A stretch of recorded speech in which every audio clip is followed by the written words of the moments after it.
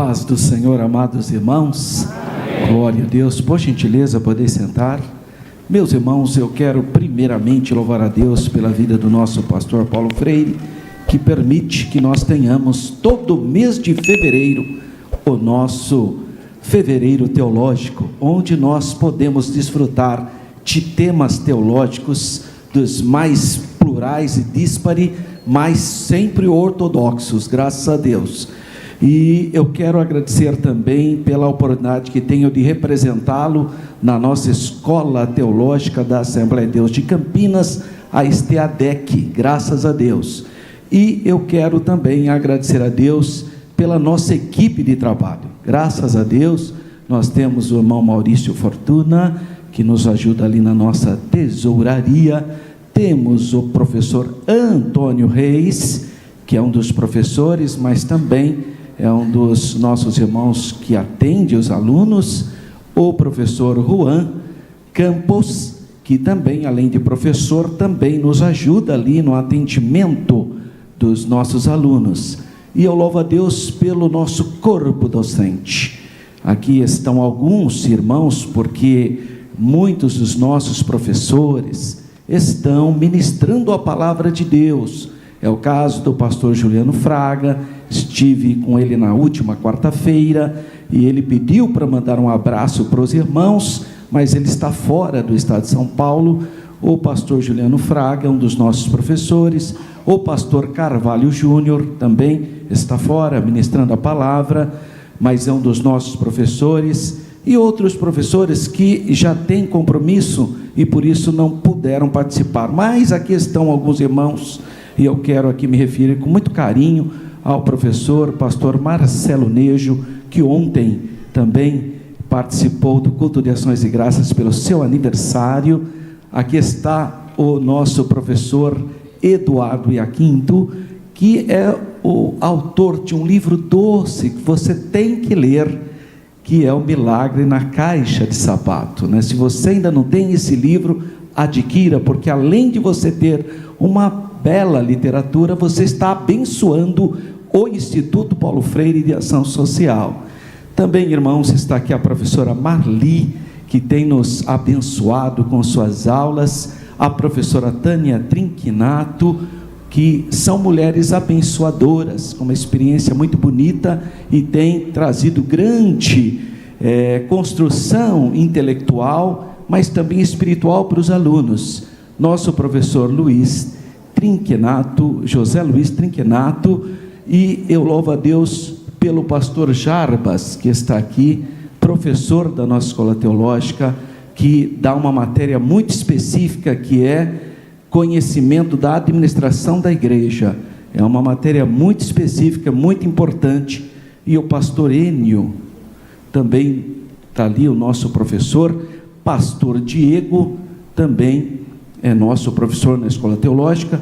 E eu quero saudar todos os alunos, todos os pastores, supervisores, dirigentes de congregação que têm incentivado, motivado o seu aluno a estudar conosco de maneira sistemática ou fazer o curso de formação continuada. Isso é muito bom, além do ambiente que eu chamo de ambiente acadêmico, um ambiente saudável, é de estar juntamente com pessoas que nos abençoa, nos santifica e nos ajuda a crescer na graça e no conhecimento de nosso Senhor. Então eu louvo a Deus por todos que generosamente têm orado e apoiado a escola teológica. Eu quero fazer uma reflexão como professor de geografia, porque tem gente que pensa que não tem geografia bíblica na Bíblia, né?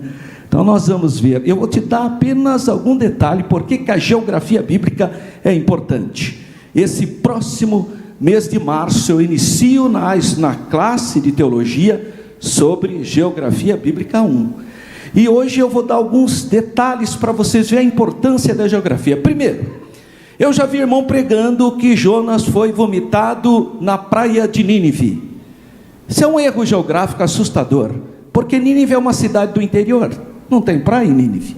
É a mesma coisa que você disser que você foi no mar de Belo Horizonte, você chegou de navio em Belo Horizonte, porque é uma cidade do interior do Brasil. Assim é a cidade de Nínive, ela fica no coração da Mesopotâmia, não tem mar, Então aonde que Jonas foi vomitado? No grande mar. Que mar? Mediterrâneo. Jonas não foi engolido por uma baleia, como a gente prega. Na língua hebraica fala-se de gadol, que é grande em hebraico, dag, que é peixe, um grande peixe. Não é uma baleia, não é um mamífero, é um grande peixe. E a Bíblia não erra, é um grande peixe mesmo. E às vezes na nossa simplicidade a gente prega, e a gente comete erros, às vezes até grosseiros. Se você souber quanto Abraão andou, quando Deus o chamou em Ur dos Caldeus, e eu falo para os meus alunos, quando você conhece a geografia e conhece a cultura, você vai ficar surpreso, porque tem gente que fala: irmão, só eu na minha casa sou crente, meu pai não é, minha mãe não é, então você é igual o pai Abraão, porque o pai de Abraão, Tera, não era crente, ele era idólatra. A Bíblia fala isso em Josué 24. Então nós temos muitos apontamentos que são geográficos, e hoje eu quero fazer uma reflexão geográfica com vocês, com base no Salmo de número 133. Abra sua Bíblia no Salmo de número 133. Graças a Deus. Diz assim o Salmo de número 133. Bom, só dar um toque aqui para os nossos alunos, que não quer ruim fazer isso, Irmão, se você vai ler no livro dos Salmos, plural, porque são vários salmos, mas se você for ler só o 133, então é Salmo 133, que a gente tem o costume de falar Salmos 133, é um salmo só, irmão, é singular. Eu quero ler no Salmos 23, não, você quer ler o Salmo 23, é específico, o livro é dos Salmos. Vamos lá então, Salmo 133, diz assim: ó, quão bom e quão suave é que os irmãos vivem em união, é como óleo precioso sobre a cabeça, que desce sobre a barba de Arão, e que desce a orla das suas vestes, como orvalho do Hermon, que desce sobre os montes de Sião, porque ali o Senhor ordena a bênção e a vida para sempre. Quanta referência geográfica eu enxergo nesse Salmo 133. Vamos com a primeira palavra, que nós traduzimos como uma expressão de exclamação, ó, mas a palavra hebraica aqui é rine. Rine é eis, mas no sentido de vejam. A ideia dele é um apontamento, olhe, observe. E aí ele usa a segunda palavra muito relevante aqui, que é a palavra tov, bom. Nós às vezes traduzimos como também bonito, pode ter essa ideia, embora a palavra bonita no hebraico é yafa, yof, bom, também pode usar, mas a ideia aqui é: veja, olhe, como é bonito, como é agradável, como é bom. O que é bom? Que os irmãos estejam unidos, agregados, colados, ao ponto de serem uma unidade plural. Veja, ele fala: como é bom, como é agradável que os irmãos vivam em união.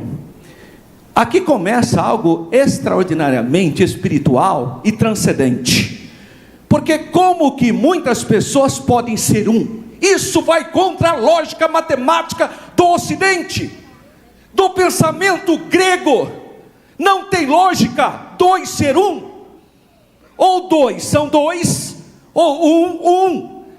A construção semítica judaica também é radical em dizer: Deus é um. E aí eles defendem a unidade absoluta de Deus. Só que a Bíblia vai fazer um apontamento diferente, porque a lógica de Deus subverte a minha razão contaminada pelo pecado. Então ele fala: para mim, vários pode ser um. E a mesma palavra que aparece aqui está como Yahid, é uma palavra que nós não conseguimos traduzir para a nossa língua, porque ele está falando de um. E aí você retoma a ideia de Gênesis capítulo 2, versículo 24, quando Deus fala: e serão ambos dois, homem e mulher, uma só carne. Isso chama-se unidade plural, ou a pluralidade na unidade, mas isso não tem na nossa concepção. Por isso que nós temos uma dificuldade enorme de perceber a Deus, porque Deus subsiste eternamente em 3 pessoas, mas não são 3 divindades, é um só Deus, eternamente subsistente em 3 pessoas.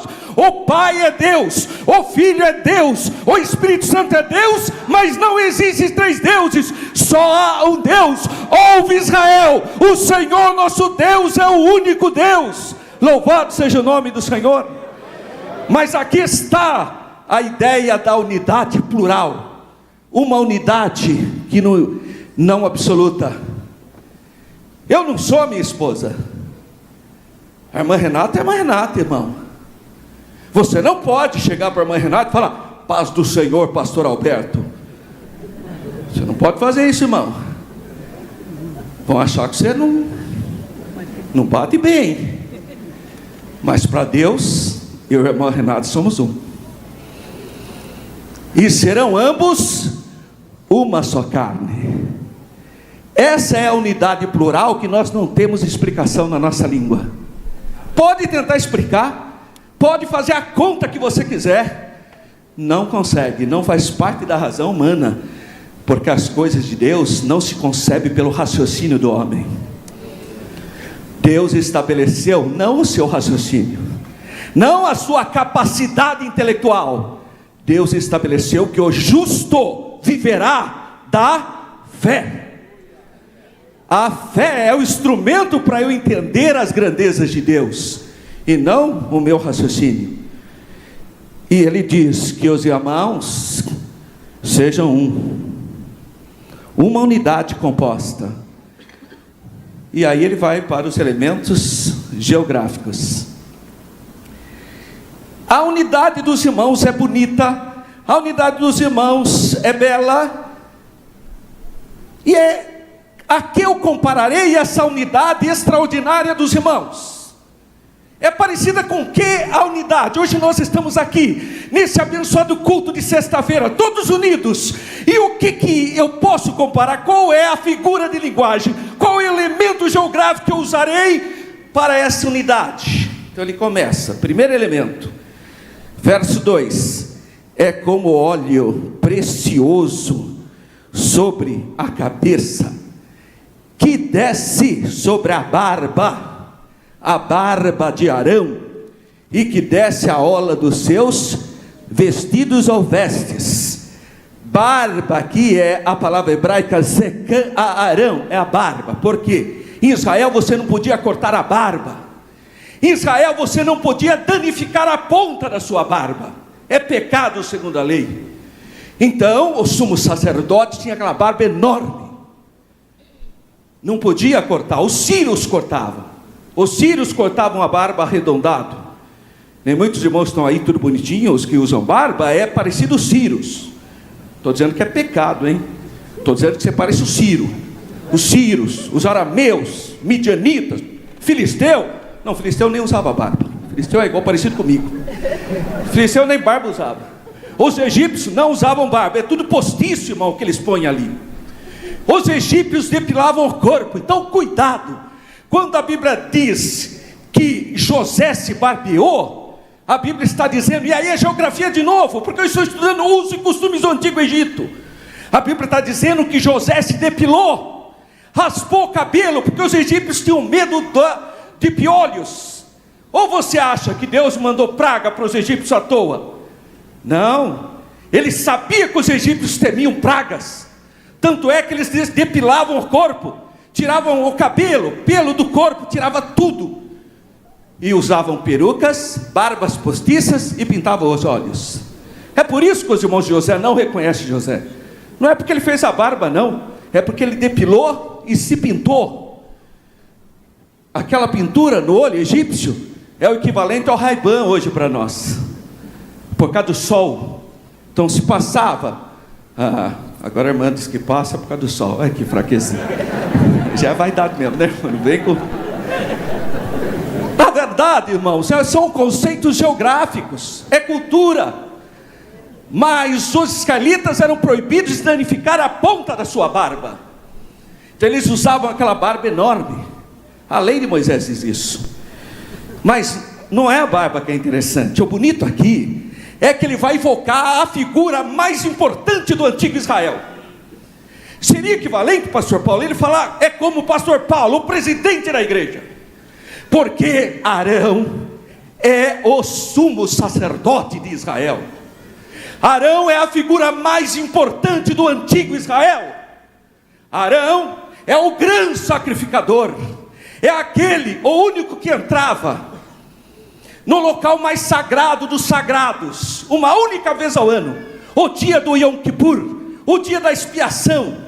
Ele podia no tabernáculo sair do local santo, onde todos os sacerdotes levitas poderiam entrar, todos os sacerdotes levitas podiam entrar no lugar santo, mas o povo não. Às vezes você está lendo a Bíblia, você pensa, né? Foram no templo orar, você pensa que entraram no templo, né? Não, eles nunca entravam no templo, não podia. Só entrava no local santo os sacerdotes, e no santo dos santos o sumo sacerdote, o mais importante, o sacerdote presidente. Só ele tinha a honra de entrar. Portanto, os sumos sacerdotes também é um símbolo de unidade. Irmão, você já percebeu uma coisa? A gente nem fala quando a gente não vai estar no culto, porque senão os irmãos nem vão na igreja. Lá o pastor vai hoje, não, então eu também não vou. Essa fraquezinha é desde aquela época antiga, porque a gente olha para o sumo sacerdote, para o grande sacrificador, como alguém que me dá unidade. Eu quero estar perto do meu pastor presidente, porque ele transmite unidade, santidade, ele representa de alguma maneira a graça de Deus.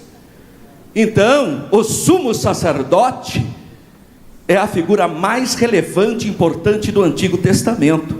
E aqui fala que que óleo é esse, irmão? Para ordenar os sacerdotes ordinários.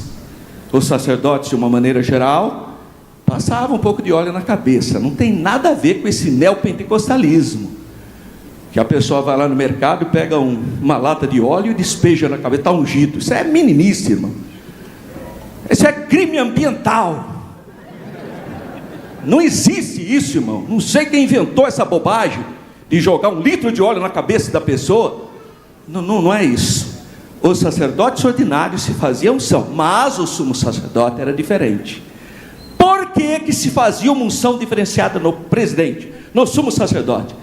Porque o sacerdote tinha um peitoral, e no peitoral do sacerdote havia 12 pedras simbolizando os 12 tribos de Israel. E óleo era derramado na cabeça do sacerdote, descia para a barba e caía sobre as 12 tribos, sobre o símbolo das 12 tribos de Israel. Isso que é a união. O presidente simboliza a unidade também entre o povo. Então quando ele fala assim, é como óleo precioso, é uma figura de linguagem. É como, porque o sacerdote, o sumo sacerdote se ungia raramente. Não era todo dia que tinha unção do sumo sacerdote. Assim como também é difícil, cada campo tem um presidente, né? Então era difícil, mas era um ato diferenciado. Para começar, o óleo que era feito, ele tinha aromas, era algo cheiroso, era o óleo especial que se ungia rei em Israel, e o sumo sacerdote. E aquele óleo, conforme ele ia caindo, é o símbolo do Espírito Santo, a sua obra na igreja hoje.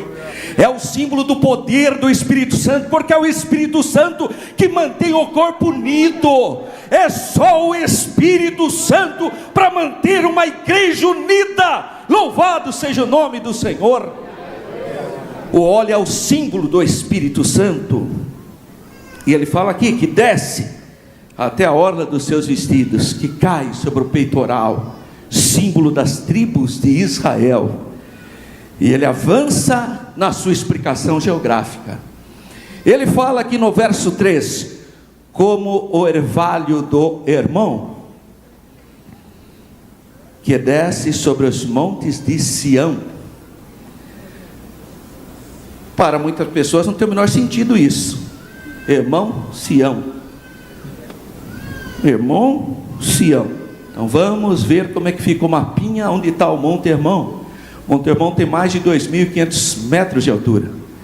É o monte mais alto do corredor sírio-palestino da terra de Canaã. Ele fica lá no norte de Israel, na divisa com o Líbano. É um monte que vive coberto de gelo. É onde tem a estação de esqui em Israel. Que Israel é um paizinho do tamanho do estado do Sergipe. Irmãos, para vocês terem uma base, quando eu morei em Israel, eu fiz do Monte Hermon até a cidade de Eilat, lá no Mar Vermelho, de carro, em 8 horas. Eu conheci o país inteirinho em 8 horas.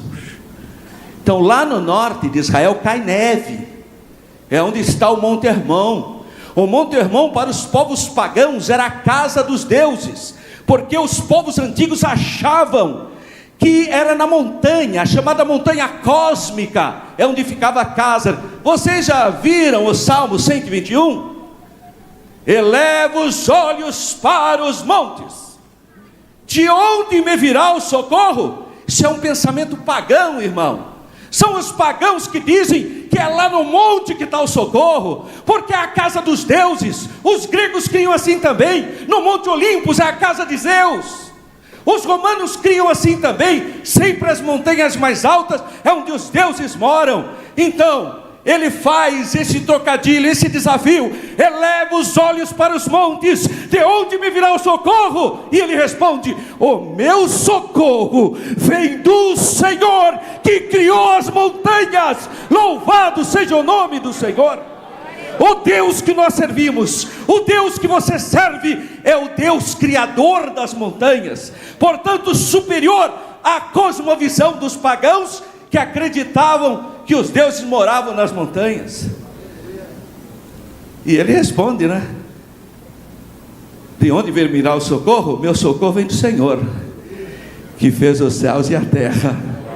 Glória a Deus. Então o pensamento pagão é nas montanhas, por ser o local mais próximo do céu, por ser o local mais alto. Lembra do intento humano de construir uma torre para chegar mais próxima do céu? E ele fala: é como orvalho da névoa, o orvalho que desce do Monte Hermon. Eu já vi teólogos dizendo: não, mas o Sião aqui, o Monte Sião, é o equivalente ao Monte Hermon.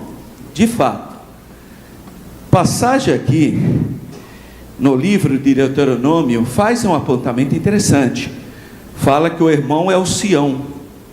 Então muita gente fala: peraí, então o Monte Hermon é um trocadilho, é o orvalho que sai do Hermon e cai nele mesmo. Não é bem assim. Não é bem assim, porque a palavra aqui no Salmo não fala Sion. Sion é o equivalente ao Hermon. Hermon ou Sion. Mas aqui nesse Salmo aparece a palavra Sion, Sion, que é Sião. Só que Sion é Jerusalém. Sion é Jerusalém. Sion é equivalente ao Hermon. Mas Sion é Jerusalém. É como se ele estivesse dizendo: é como orvalho, é o vento refrescante que desce do norte, do alto Monte Hermon, e vem aquela umidade do tempo, aquele vento refrescante que cai sobre a cidade de Jerusalém. A cidade de Jerusalém fica super distante. A cidade de Jerusalém fica no deserto da Judeia, basicamente. Então imagina o homem do antigo Israel, que está vindo lá do deserto do Negueve, subindo, ele vai subindo, e ele está cansado, com sede, porque é um deserto. Sobe do Mar Morto e vai para a cidade de Jerusalém, chegando em Sião, porque Jerusalém está sob o monte Sião. E a hora que ele chega cansado, ele recebe aquele frescor, aquele orvalho que vem do Monte Hermon, por causa da neve, porque é um monte que está sempre coberto com neve. Ele recebe, aquilo rejuvenesce, renova. É como a gente sai correndo para ficar embaixo do ar-condicionado, irmão. Somente quando está calor.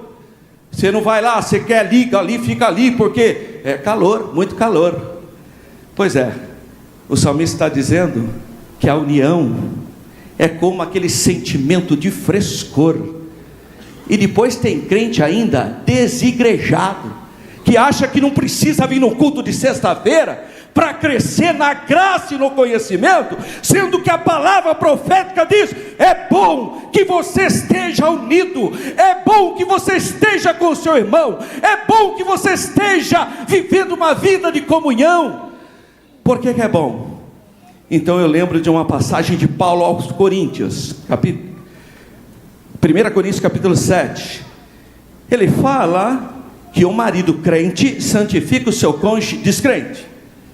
Ele fala que a mulher crente santifica o seu cônjuge descrente.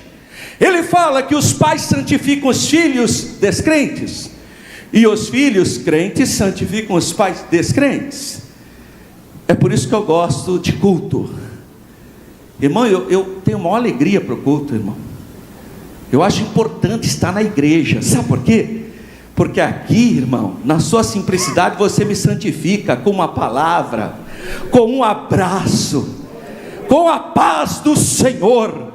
São toques de Deus que nos anima, que instaura em nós um desejo cada vez mais de servir ao Senhor. É boa a união, é isso que o salmista está dizendo. É boa a união, é importante eu estar na igreja, é importante eu frequentar o culto de oração, o culto de testemunho, o culto de doutrina, o culto de adoração. É muito relevante, porque isso traz renovação de alma.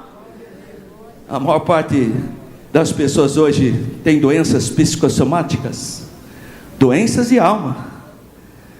E o fato de você estar junto com pessoas que, assim também, quando às vezes você vai trabalhar num ambiente ruim, você fica também num estado de tensão.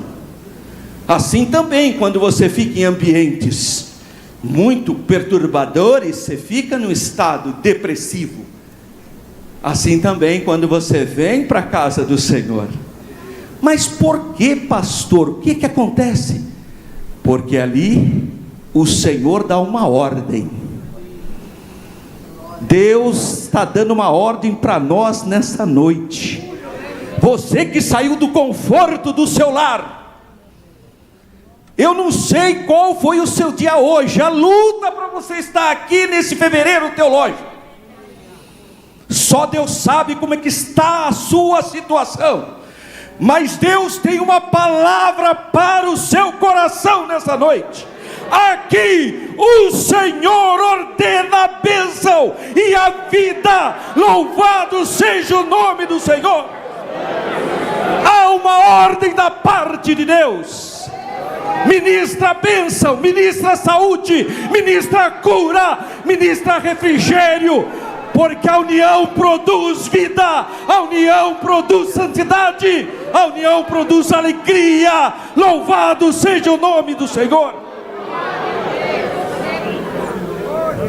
Glória a Deus, aleluia. São elementos geográficos. São elementos geográficos. Vale a pena estudar um pouquinho de geografia, para você compreender a profundidade, a beleza de um texto, de um poema tão pequenininho, que provavelmente você sabe decor. Você fala decor, mas nunca fez uma reflexão geográfica do texto.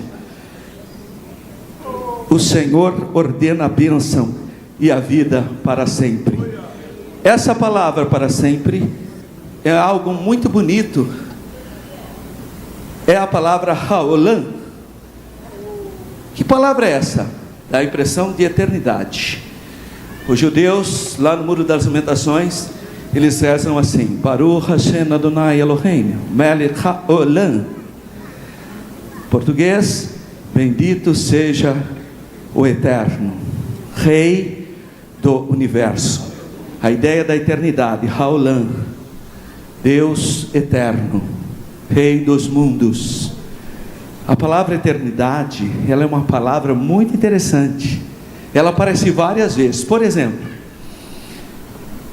o Senhor Jesus fala no sermão das bem-aventuranças que os mansos herdarão a terra, e o salmista fala para sempre. É a palavra Haolam, mas é uma eternidade limitada. Outro conceito que nós não temos, que para nós eternidade não tem limite, não é? Falou em eternidade, não tem começo, não tem fim. Na Bíblia tem uma eternidade condicionada a um espaço. Então, os mansos herdarão a terra eternamente, eternamente enquanto ele estiver vivo. E aqui a surpresa está nisso: o Senhor ordenar a bênção, mas a bênção desse Raulã transcende a temporalidade, porque você está aqui, ó, essa é chamada igreja militante.